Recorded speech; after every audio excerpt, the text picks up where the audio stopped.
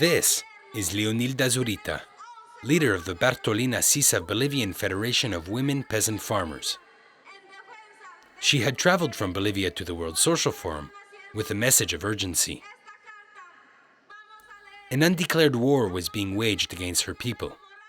Celebrations needed to be short because in Bolivia, events were intensifying and the struggle had yet to be won.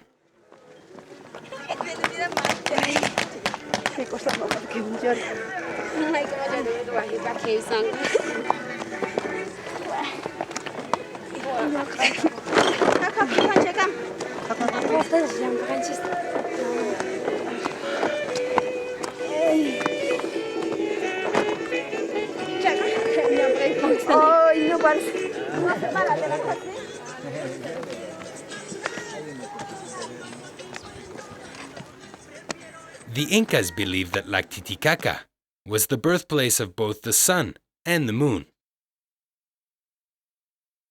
At 4,500 meters above sea level, stretched out across the Altiplano, this is Bolivia's frigid and sunny heaven.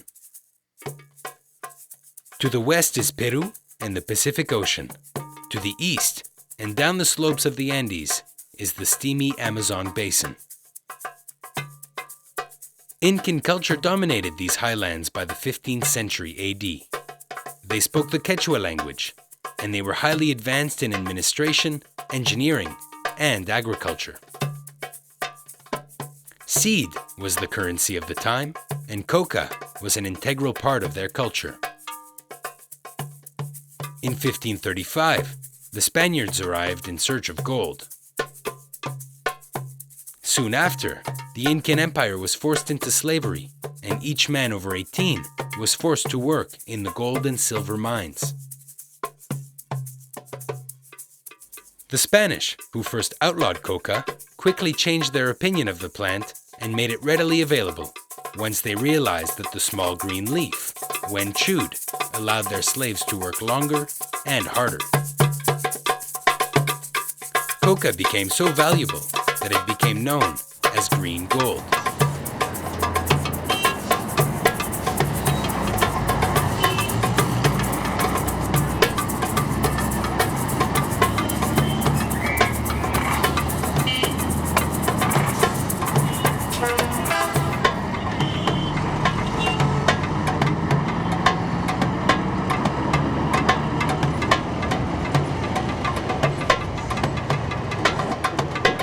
On February 12, 2003, the Bolivian government implemented a wage tax in order to pay down its debt with the International Monetary Fund. In El Alto, protesters against the IMF tax destroyed both the Pepsi and Coca-Cola bottling factories. Many of the protesters descended into the city of La Paz, where they destroyed the offices of the 4 major political parties, government buildings, and other factories. In La Paz, the police also rebelled, triggering a shootout with the military. By early morning of February the 13th, the government repealed the tax and gave the police a raise. The military then continued to kill unarmed civilians. Snipers were lured onto buildings in order to shoot at protesters.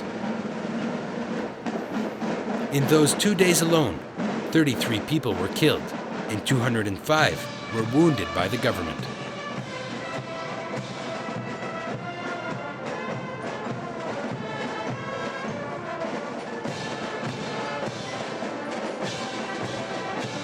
In the first 6 months of the Gonzalo Sanchez de Lozada presidency, 37 people had died at the hands of the government's security forces. 22 of those deaths could be attributed to the unrest in the Chapare during the previous month. The Sanchez de Lozada administration had lost its credibility with much of Bolivian society, as the country teetered on the brink of a total social breakdown. The government had blood on its hands, and it seemed that the only support it was getting was coming from the US Embassy. A social dialogue was initiated, but the prospects looked bleak. There were 2 Bolivias, and they were a world apart.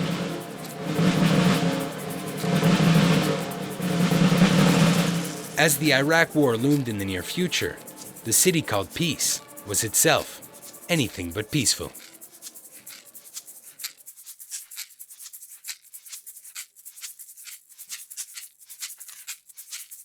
At the heart of the national crisis and the division of Bolivian society was the coca leaf and the war that had been waged against it.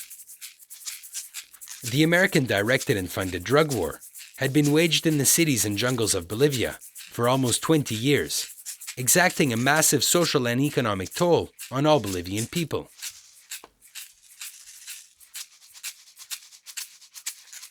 Ground zero of this war, the red zone, is El Chapare,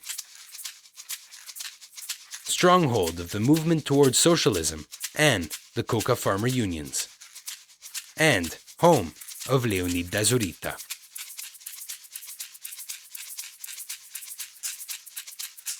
To reach the Chapare from La Paz by bus, it takes around 12 hours, sometimes much longer because of mudslides or blockades by the protesting coca farmers.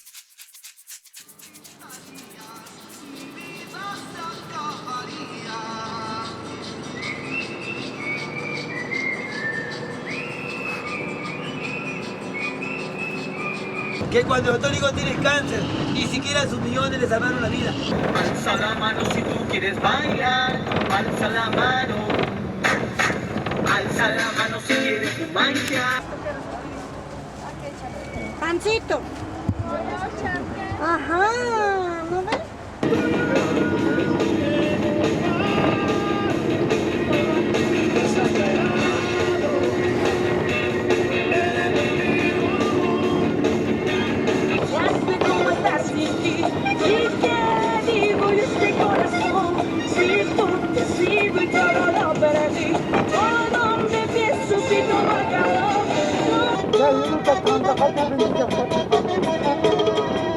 Sé que desde el día que te fuiste.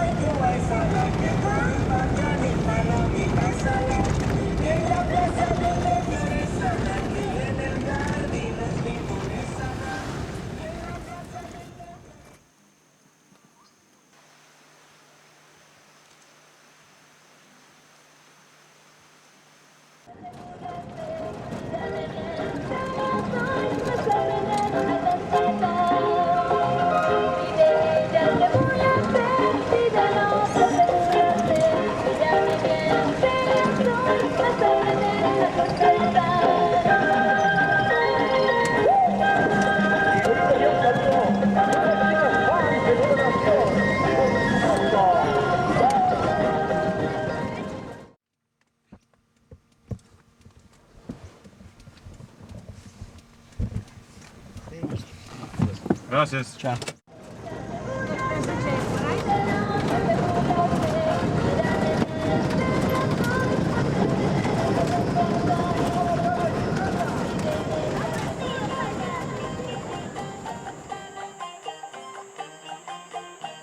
This is the home of Leonilda Zurita. Like most peasant farmers in the Chapare, her neighborhood has no electricity or running water.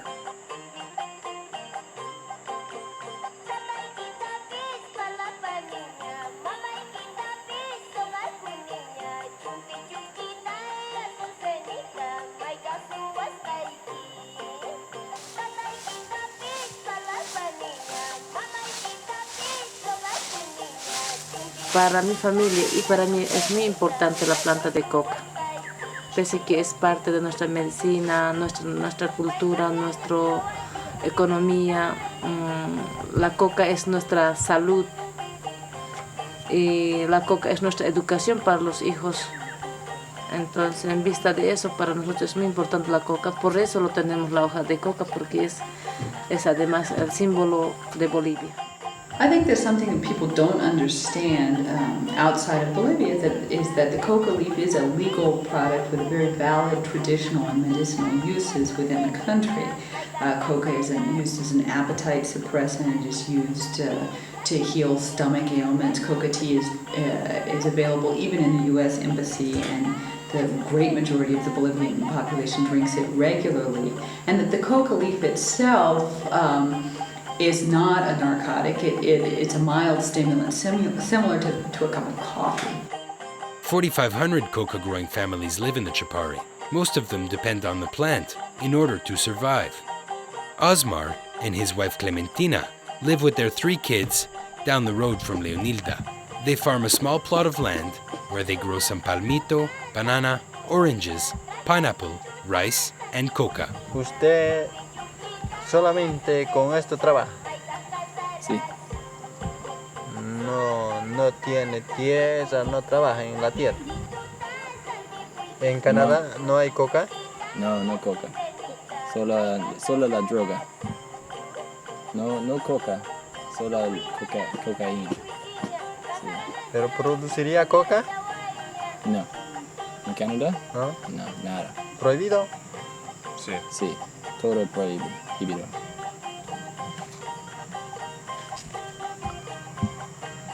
El maíz es una planta, ¿no? ¿Conocen, no? Maíz, Sí. una planta. Dios ha puesto. De ahí la gente, el ser humano ha practicado hacer chicha. Con eso toma, se marea. ¿Quién tiene la culpa? ¿El que bebe o el que hace producir? Ahora, la coca es una planta que también Dios ha puesto. Produce. Ahora, los narcotraficantes fabrican droga. Y eso fabrican y consumen. Ahora, ¿el que hace producir tiene la culpa o el que consume? Porque nadie nos abre la boca, nos mete, ¿no? Porque si no, con nuestra propia boca, sí. Y por eso todos le echamos culpa a la coca. Pero al maíz no. Qué bien sería prohibir y controlar con mucho la droga, sería perfecto. Pero no erradicando la coca, sino simplemente